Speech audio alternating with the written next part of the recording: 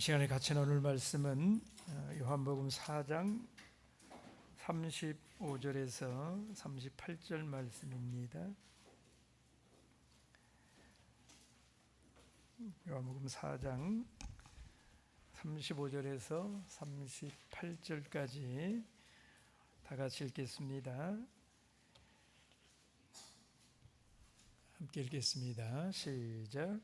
너희가 넉 달이 지나야 추수할 때가 이르겠다 하지 아니하느냐? 내가 너희에게 이르노니 눈을 들어 밭을 보라. 희어져 추수하게 되었도다. 거두는 자가 이미 싹도 받고 영생에 이르는 열매를 모으나니 이는 뿌리는 자와 거두는 자가 함께 즐거워하게 하려 함이니라.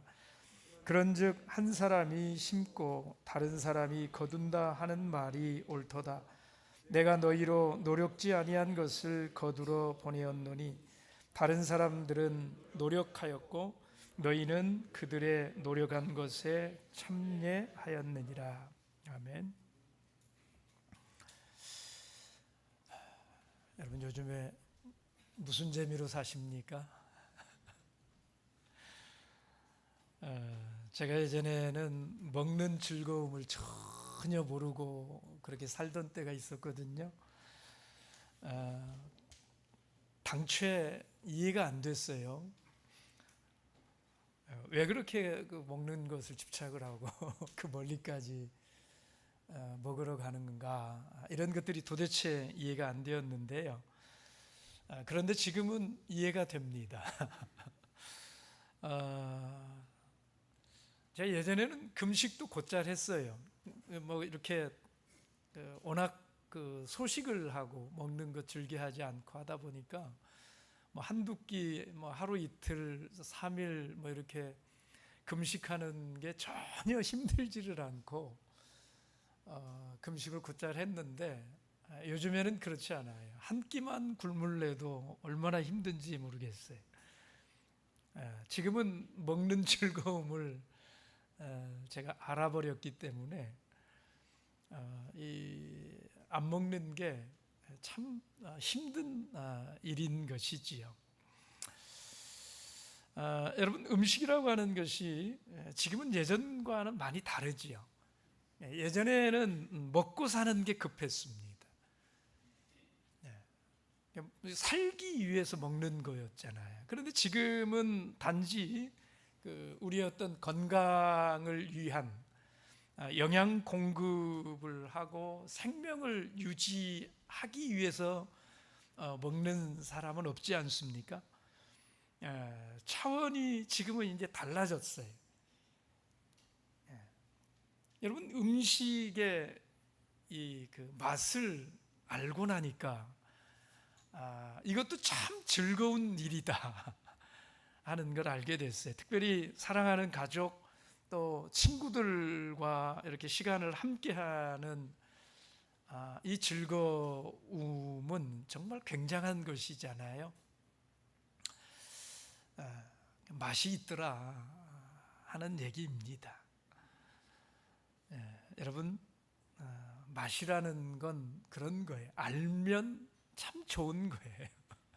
알면 참 즐거운 거예요. 예수 믿는 맛이 있어요. 모를 때는 그 맛을 알지 못하니까 그게 얼마나 좋은 건지 모르잖아요. 근데 그 맛을 알면 이게 정말 좋은 거예요. 말씀대로 순종하며 살아가는 그 맛이 있어요. 말씀을 깨달아가는 맛이 있어요. 전도하는 맛이 있어요. 여러분, 전도의 맛을 알게 되면 예전엔 그거 이해하지 내가 못했었는데 하는 그런 순간이 올 거예요.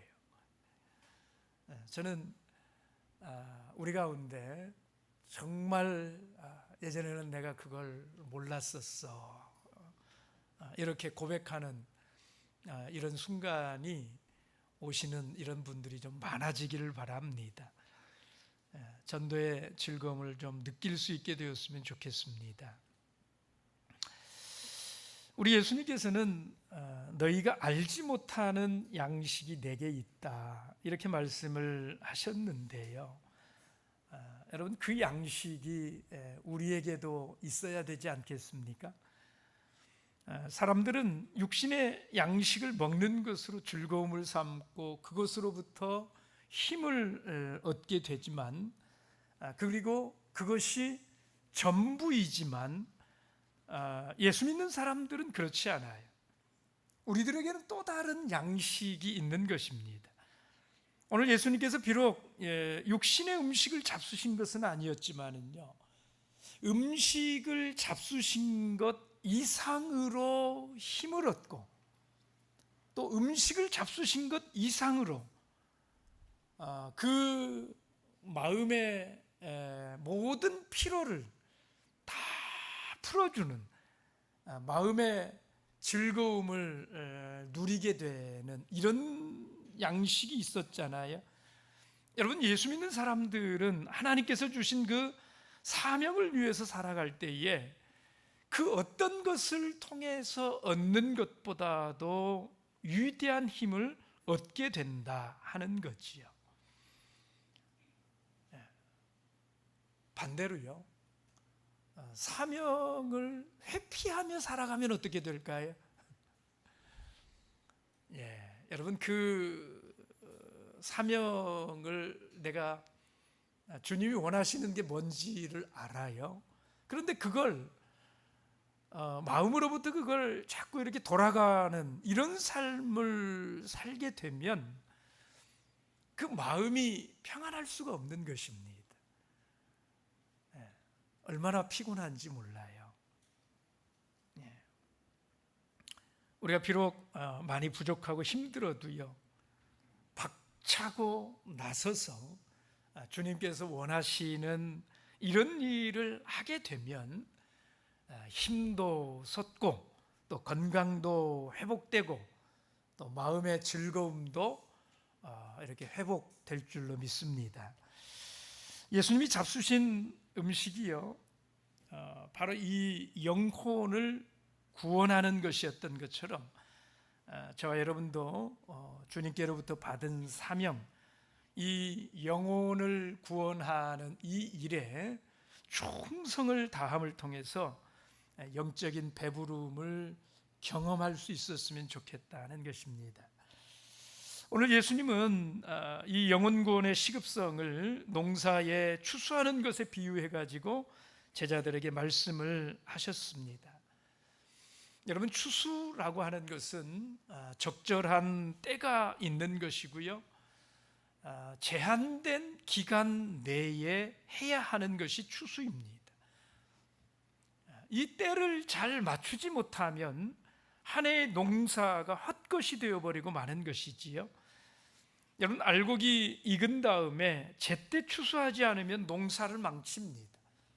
나달이 다 떨어져 버리게 되는 것이고 또 새라든지 아니면 쥐라든지 이런 것들이 와서 다 따먹어서 한 해의 수고가 헛수고가 되고 마는 것이지요. 그렇기 때문에 집중해서 그 주어진 제한된 그 시간 동안에 시급하게 추수를 해야 되는 것입니다.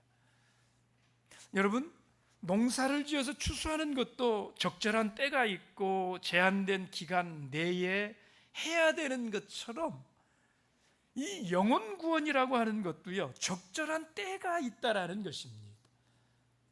그 적절한 시기를 놓치게 되면 영혼 구원할 기회를 놓치게 될지도 모르는 것입니다. 그래서 이 추수할 시기를 아는 것, 이게 굉장히 중요한 것이고, 그리고 그때가 되었을 때에 집중해서 주어진 그 시간 안에 힘을 쏟아 부어야만 그 추수를 완수할 수 있다라는 거예요. 문제는 그 시기를 아는 것입니다. 오늘 본문에 보니까요, 이 시기에 대해서 예수님과 제자들이 다른 생각을 가지고 있는 것을 보게 됩니다. 여러분, 제자들은 이렇게 말을 했어요. 35절 말씀을 보시면 예수님이 제자들의 생각을 이렇게 드러내셨잖아요. 너희가 넉 달이 지나야 추수할 때가 이르겠다 하지 아니하느냐? 그러니까 제자들은 추수할 때가 아직도 시간이 좀 많이 남아 있다. 넉 달이 지나야 추수할 때가 이른다, 이렇게 생각을 하고 있다라고 하는 것이지요. 여러분, 넉 달이 지나야 된다라고 하는 것은 이스라엘의 그 추수기라고 하는 것은 6월절이 지난 후에 그 첫 추수를 시작을 하잖아요. 보리 수확을 6월절이 지난 후에 합니다. 그러니까 6월절이 3월 중순부터 4월 이 사이에 6월절이 있는 것을 생각을 하면 지금은 12월쯤 되었다, 이렇게 말할 수 있을 거예요. 그러니까 들판에 보리가 아직 이렇게 4개월 전이니까 푸릇푸릇 할 이런 시기, 이제 막 싹이 돋고 이렇게 한참 자라나는 이런 시기에 시기적으로 있는 것이잖아요. 오늘 제자들은 그걸 바라보고 있다라는 것입니다. 그런데 오늘 예수님께서는 제자들을 향해서 이렇게 말씀했어요. 너희가 넉 달이 지나야 추수 때가 이르겠다 하지 아니하느냐? 내가 너희에게 이르노니 눈을 들어 밭을 보라 하는 것입니다. 여러분, 예수님은 눈을 들어 밭을 보라, 이미 휘어져서 추수하게 되었다라고 말씀을 했어요. 물론 이것은 보리 추수에 관한 얘기가 아닌 것입니다. 예수님은 영혼 추수에 대해서 말씀하고 있다라는 거예요. 들판은 아직 푸른 빛을 띠고 있지만, 그러나 지금 그들의 눈 앞에는 어떤 상황이 지금 저들에게 다가오고 있는 상황이냐면, 이미 사마리아 성 이 여자가 수가성에 이미 들어갔어요. 그죠? 그래서 지금 수가성 사람들이 예수님 앞에 뭐 하고 있는 중입니까? 사마리아 성 사람들이 다 지금 나와가지고 예수님 앞으로 지금 다 나오고 있는 이런 상황에 있다라는 것입니다. 여러분, 예수님의 안타까움이 여기에 있다라는 거예요. 예수님은 영혼 구원에 관심이 있어요. 근데 제자들은 그걸 보지 못한다라는 것이지요. 예수님께서 제자들을 보니까 영혼 구원에 대해서 전혀 생각이 없습니다. 여유를 부린다라는 거예요. 시급한 생각을 갖지를 않는다는 거예요. 그래서 기껏 하는 생각들이 뭐냐? 아직 추수 때는 한참 남아있는데요. 아직은 때가 아니야. 아직은 좀 더 기다려야 돼. 이렇게 말을 한다라는 것이에요. 넉 달을 지나야 추수할 때가 이른다라는 것이지요. 그러나 예수님께서는 너무나 다르다라는 것입니다. 지금이 추수할 시기라는 거예요. 휘어져서 추수할 때가 벌써 되었다라는 거예요. 휘어져서 추수할 시기가 되었기 때문에, 지금이 추수 때이기 때문에 시기가 급하다라는 거예요. 이 때를 놓치면 알곡들을 거두어 드릴 기회를 다 놓쳐버리고 만다, 망치고 만다라는 거예요. 여러분, 이 추수의 때에 대해서 제자들과 예수님의 생각이 다르잖아요. 그럼 우리는 어떻느냐라는 것입니다. 우리는, 여러분, 성경이 이 추수의 때에 대해서 뭐라고 말씀을 한다고 여러분 이 추수 때를 어떻게 바라보고 계십니까?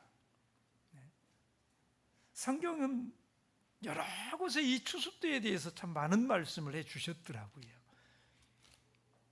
여러분, 예레미야 5장 말씀을 같이 보겠습니다. 예레미야 5장 24절 말씀을 보십시오. 예레미야 5장 24절.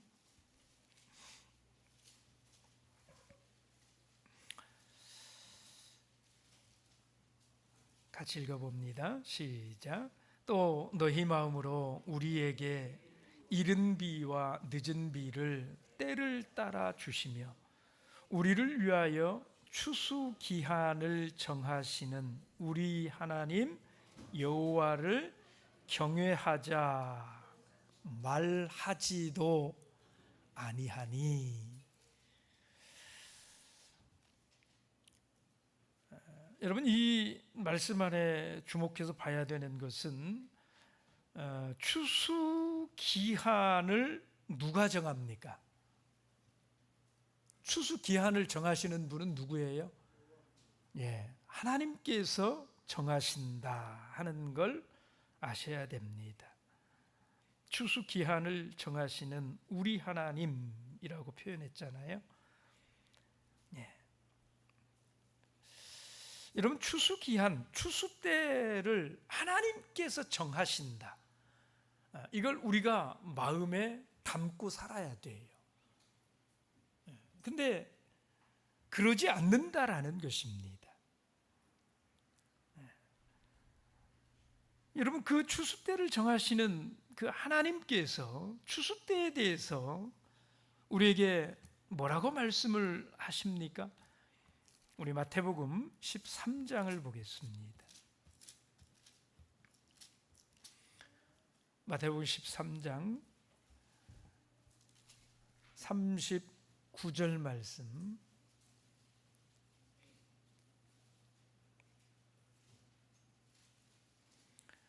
마태복음 13장 39절 함께 읽습니다. 시작. 가라지를 심는 원수는 마귀요 추수 때는 세상 끝이요 추수꾼은 천사들이니. 추수 때에 대해서 여기 예수님이 비유 말씀 가운데 이렇게 밝혀주셨어요. 추수 때가 언제 오게 되느냐면 세상 끝에 이 추수 때가 있을 것이다 하는 거잖아요. 여러분, 추수 때는 하나님께서 정하시는데 하나님께서 그 추수 때를 세상 끝에 두셨다라는 거예요.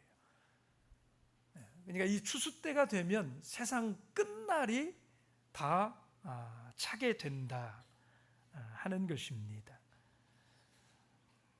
아모스서 4장을 보십시오.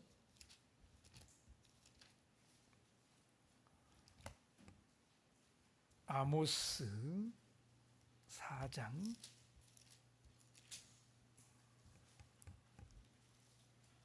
7절 말씀 같이 보겠습니다. 추수 때, 이 세상 끝에 추수 때가 있을 텐데요. 그 추수 때에 일어날 일에 대해서 아모스 선지자를 통해서 이렇게 말씀하셨어요. 4장 7절 함께 읽습니다. 시작. 또 추수하기 석 달 전에 내가 너희에게 비를 멈추어 어떤 성읍에는 내리고 어떤 성읍에는 내리지 않게 하였더니 땅 한 부분은 비를 얻고 한 부분은 비를 얻지 못하여 말랐음에. 여러분, 이 비가 성령의 비인 걸 우리가 다 알고 있지 않습니까? 이 이스라엘에 이른 비가 있고 늦은 비가 있어요. 이른 비는 씨를 뿌리는데 필요한 비가 이른 비입니다. 늦은 비는 추수를 하는데 필요한 비가 늦은 비예요. 그러니까 이른 비가 제때에 내려줘야 파종을 할 수 있어요. 그리고 늦은 비가 제때에 내려줘야 충분히 이 곡식이 여물어서 추수를 할 수 있게 되는 거예요. 늦은 비의 때에 곡식이 비가 내리지 않으면 곡식이 여물지를 못해. 그래서 쭉정이가 되고 말아요. 추수할 게 없는 거예요. 이 늦은 비는 언제 내리는 비를 늦은 비라고 그러느냐 하면 12월부터 2월 사이에 내리는 비를 늦은 비라고 그래요. 그래서 그 늦은 비가 내리고 나면 이제 곡식이 익게 되고, 그 곡식이 익고 나면 추수할 때가 이르게 된다 하는 거예요. 그래서 이 12월부터 2월 달 사이에 내리는 이 비가 내려줘야지만이 알곡이 숙성이 된다라는 겁니다. 그런데 이 늦은 비는 특정한 성읍에만 내려요. 이 특정한 성읍이 어디라고 그랬습니까? 새 예루살렘. 스가랴 14장에 그렇게 말씀하는 거 우리가 찾아봤습니다. 자, 그런데 보십시오. 계시록에 이것에 대한 말씀이 계시록 7장 3절 말씀을 보시면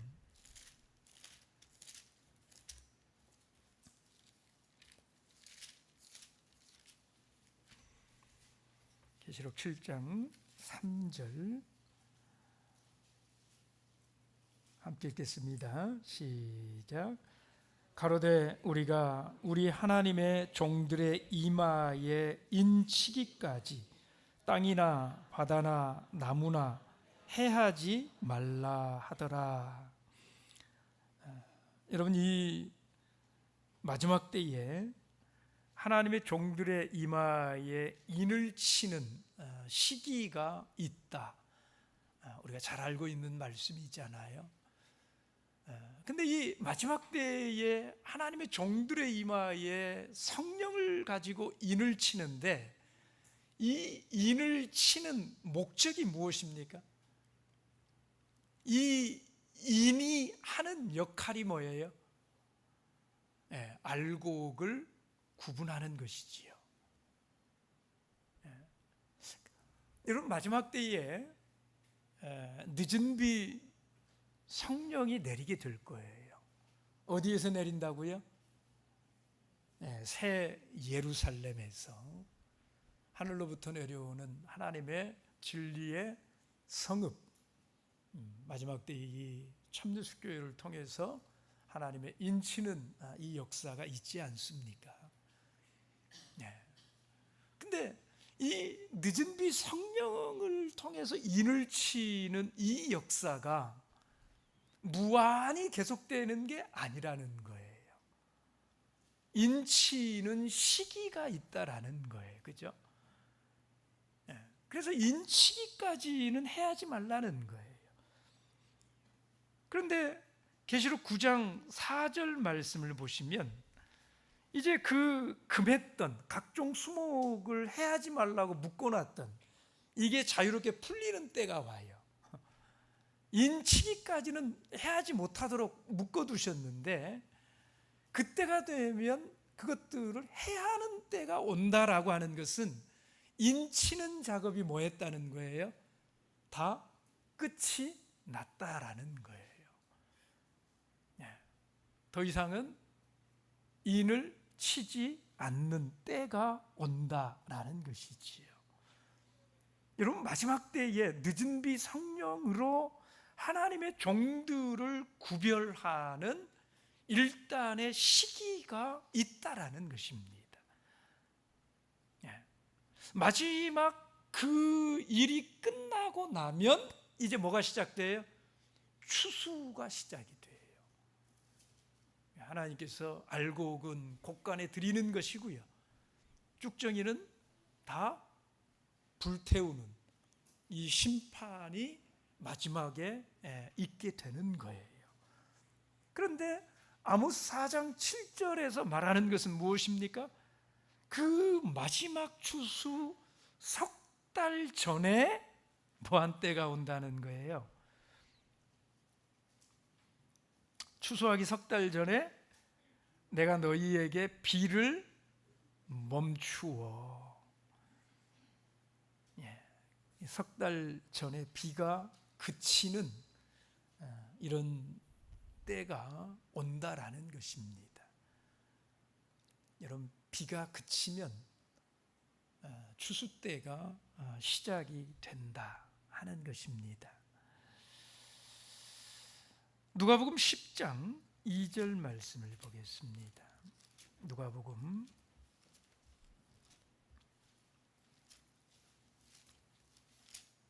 10장 2절.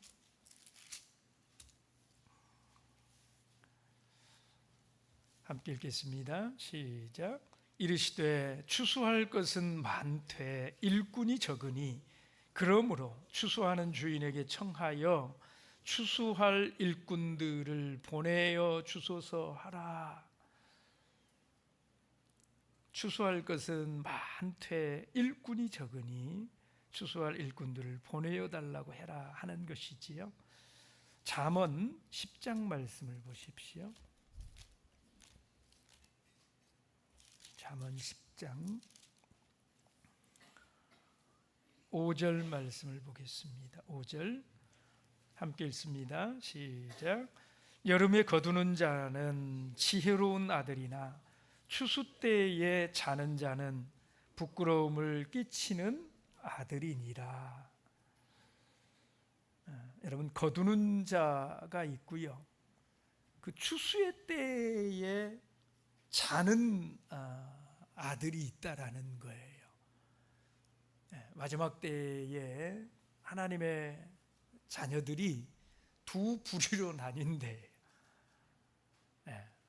마지막 때에 부름받은 하나님의 자녀들이 지혜로운 아들이 있고 부끄러운 아들이 있다. 부끄러운이 아니라 부끄러움을 끼치는 아들.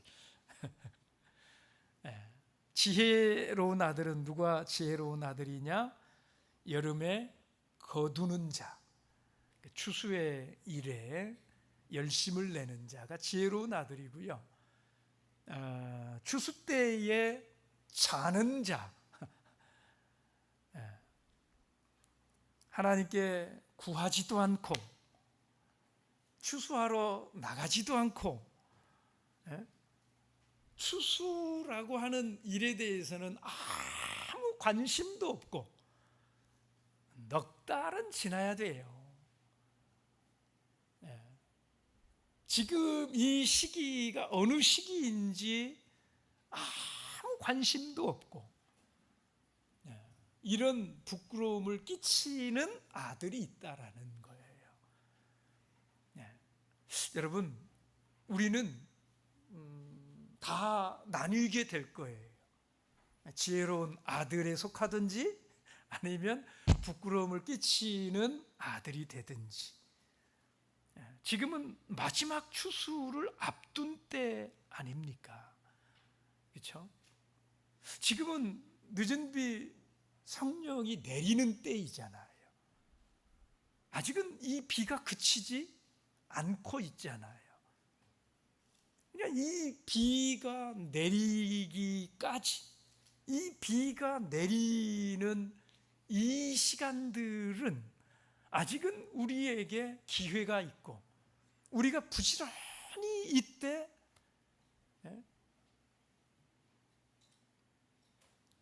나가서 복음을 전해야 되는 때가 이때라는 거예요. 여러분, 이게 한정없이 주어지지 않아요.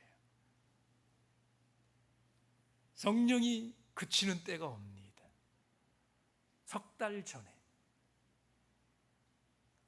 그 성령이 그치는 그 일단의 비가 내리지 않는 그 시기 동안에 또 이루어질 일들이 계시록 안에 보면 다 나와 있지 않습니까?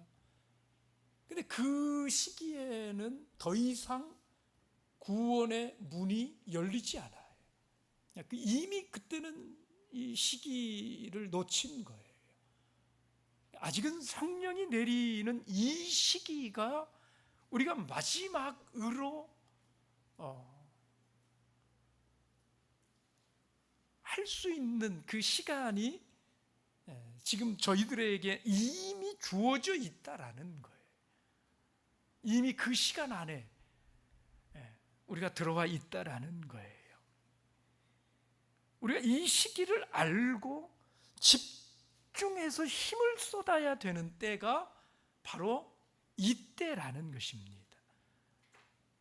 여러분, 농부가 1년 내내 땀을 흘려서 농사 지은 것을 가을에 가서 추수할 때에 농부가 얻는 그 추수의 기쁨이 있고 보람이 있는 것이잖아요. 1년 내내 땀 흘려서 그 농사를 지은 그 농부가 추수를 끝내고 얻는 여러분, 그 기쁨과 보람이라고 하는 건 정말 말로 할 수 없는 그런 큰 기쁨이 있지 않습니까? 여러분, 이 추수가 정말 보람 있는 것은요, 추수한 농부만 즐거운 것이 아니라 새로 추수한 것을 먹는 사람도 즐겁다 하는 거예요. 묵은 쌀로 한 밥하고 갓 수확한 햇살로 한 밥에 이건 비교할 수가 없지 않습니까? 그래서 이 새로 추수한 것을 보면 보는 사람도 즐겁고 또 그거에 이렇게 참여하는 이 사람들도 함께 즐거워한다라는 거예요. 그래서 이 추수는 모두가 행복한 시간입니다. 모두가 즐거운 이런 시간인 것이지요.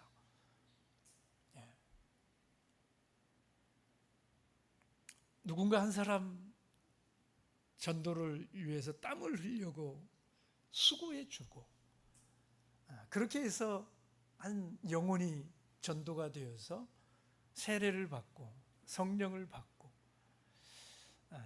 여러분, 이건 우리 공동체의 행복이잖아요. 모두가 함께 그 즐거움에 참여하지 않습니까?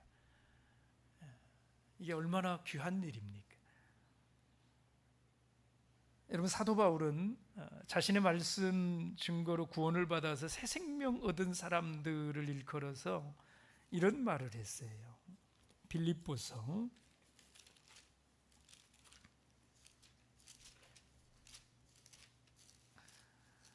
1장 말씀을 보십시오. 빌립보 4장입니다. 4장 1절 말씀. 빌립보서 4장 1절 함께 읽어봅니다. 시작. 그러므로 나의 사랑하고 사모하는 형제들, 나의 기쁨이요 면류관인 사랑하는 자들아, 이와 같이 주 안에 서라. 나의 기쁨이고 면류관인 사랑하는 자들아, 바울이 지금 그렇게 표현을 하고 있는 이 사람들은 누구일까요?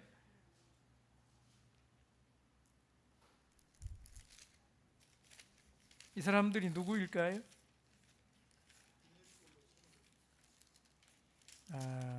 성도들은 성도들인데 모든 성도들이 바울의 기쁨이고 면류관인 것은 아니에요.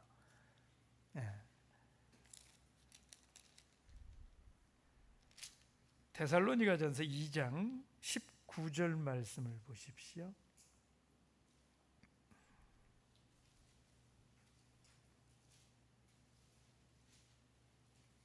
함께 읽습니다. 시작. 우리의 소망이나 기쁨이나 자랑의 면류관이 무엇이냐?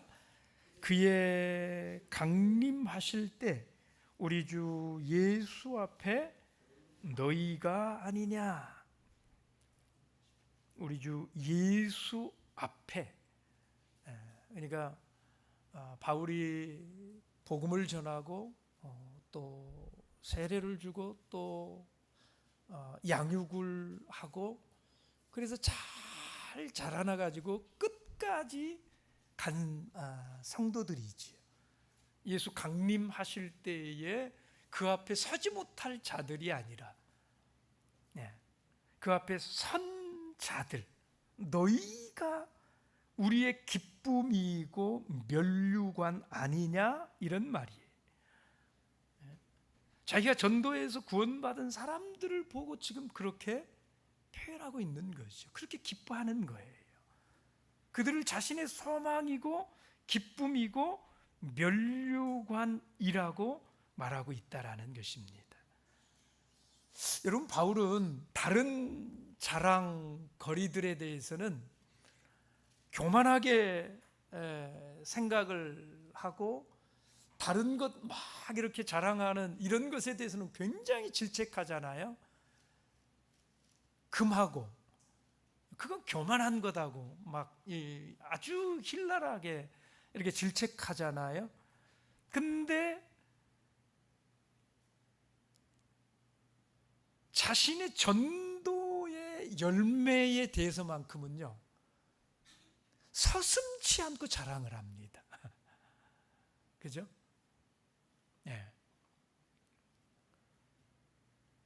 영혼 구원의 즐거움은 그렇게 큰 것이다, 이 말이에요. 자랑하는 거 이거 굉장히 싫어하고 질책하고 하는 바울조차도 그것만큼은 용납이 되는,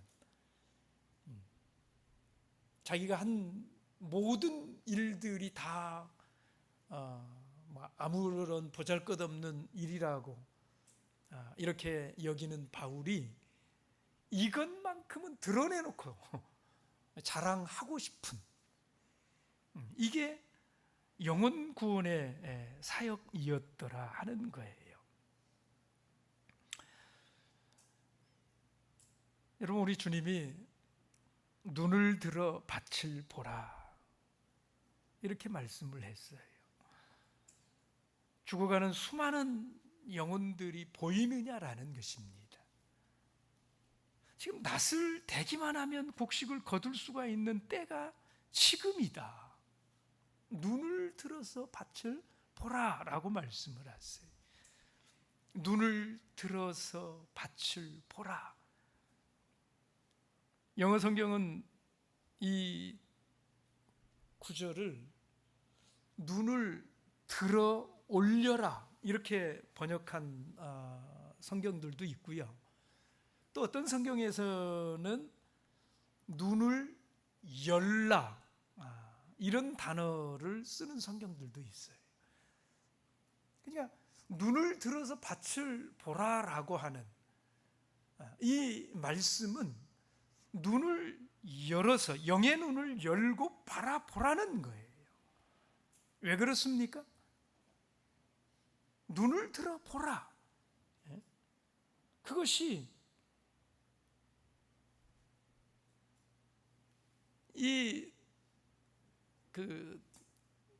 곡식을 보는 사람들의 몫이기 때문에 그래요. 보이지 않으면 그걸 취할 수가 없기 때문에. 여러분 성경에 창세기부터 나오는 그 이야기들, 사건들 하나하나가 의미 없이 나오지 않는 거 여러분 아시잖아요. 이 눈을 들어 밭을 보라라고 하는 이게 처음에 어디에서 나오는 말씀이냐면 여러분 창세기 13장을 보겠습니다. 창세기 13장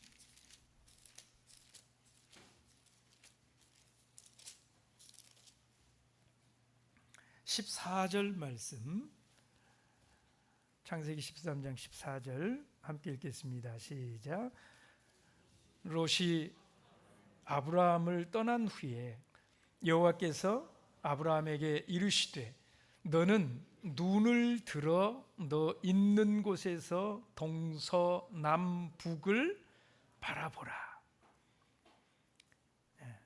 롯이 좋은 땅을 찾아서 떠났잖아요. 아브라함이 조카 롯에게 네가 먼저 선택해 그랬더니 홀딱 롯이 자기 보기에 아주 좋아 보이는 이런 땅을 찾아서 떠나버렸잖아요. 그 다음에 하나님께서 아브라함을 특별히 축복하시면서 주신 말씀이 이 말씀이잖아요. 너는 눈을 들어서 너 있는 곳에서 동서남북을 바라보라. 동서남북을 바라보라는 거예요. 보이는 땅을 너와 네 자손에게 주겠다. 그러니까 자손이 얻으려면 봐야 된다라는 거예요. 이게 처음 나오는 말씀이거든요. 근데 이후로 계속해서 하나님이 이 표현을 사용하신다라는 거예요. 신명기 3장을 보십시오. 신명기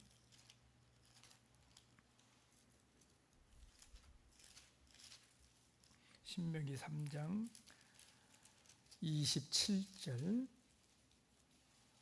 함께 읽습니다. 시작.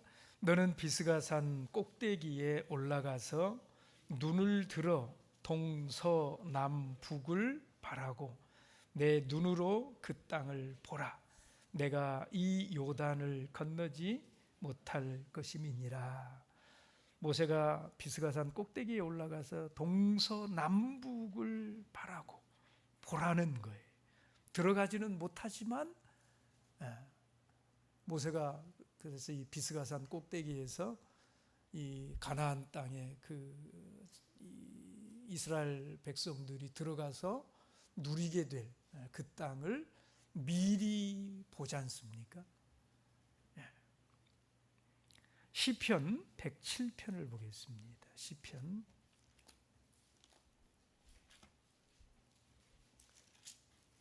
107편 3절 말씀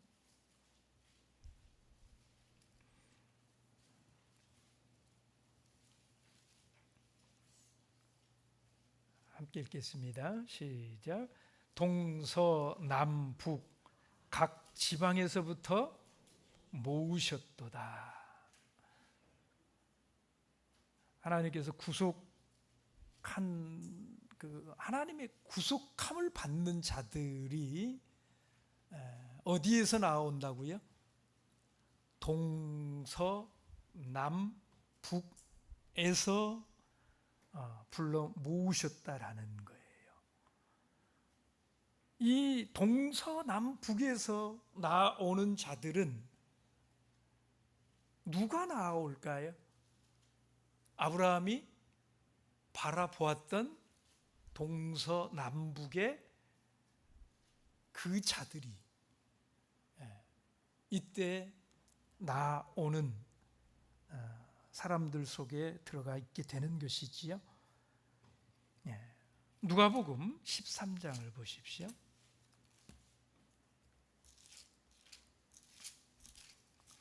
누가복음 13장 29절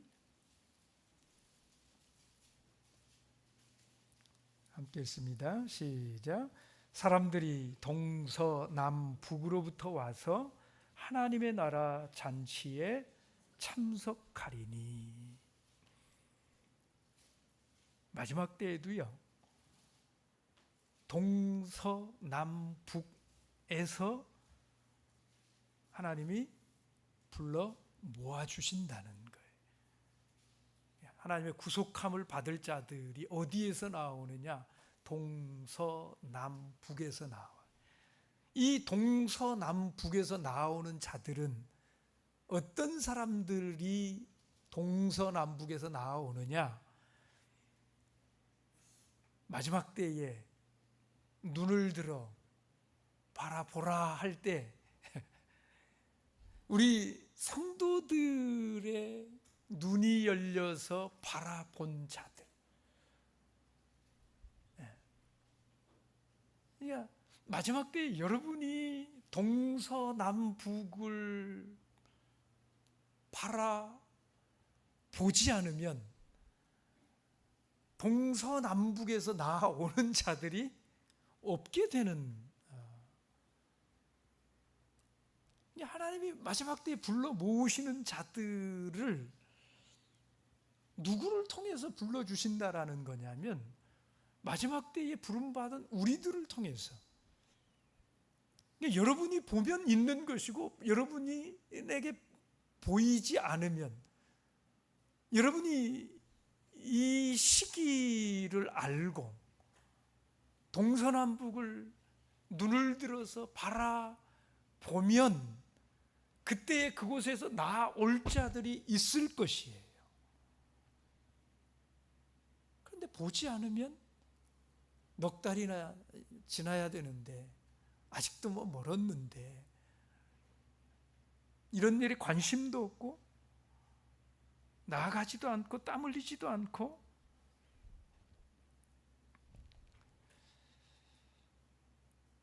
여러분, 그래서 이 시기에 우리에게 가장 필요한, 하나님 앞에 구할 것이 있다면 그게 뭘까요? 눈을 열어 보게 하옵소서. 저는 이 기도가 아닐까 싶어요. 눈을 열어 보게 하옵소서. 여러분, 지금 이 말씀들은 지금 우리가 힘써야 될 일이 무엇인지를 알게 하는 것입니다. 추수 때에 농부가 밭에 나가서 익은 곡식들을 거두어 들이듯이 구원 얻기로 예비된 많은 사람들을 주님께 인도하는 일, 그 일을 위해서 눈을 들고 바라보라는 것입니다. 어느 동네 가야 아파트 값이 올라서 이런 시 아니라 정말 눈을 들어서 어떤 그 공동체를 여러분들이 만나든지 하나님 앞에 계속 그 마음을 가질 수 있어야 된다 하는 거예요. 추수 때를 정하는 것도 하나님이시고 그때에 그 구원받을 자들에게 씨앗을 뿌리시는 분도 하나님이시고, 그저 우리는 그 자들에게 예수 앞으로 나아오도록 소개하는 이런 일을 맡았을 뿐인데, 그 일 잘 감당하면 그 기쁨을 함께 누리도록 해 주시겠다고. 지금 주님이 지금 그렇게 말씀하시는 거잖아요. 그래서 어디를 가든지 어떤 공동체에 가든지, 우리 시우 형제님이 테니스 동아리를 들어가든지 축구 동아리를 들어가든지, 예? 몸 위해서 운동하러 들어가는 게 아니듯이 누구가 지금 하나님이 불러주실 관심을 가지고 지켜보다가 이분일까 싶으면 전하고 모시고 오고, 항상 마음을 그렇게 쓰고 살아가듯이,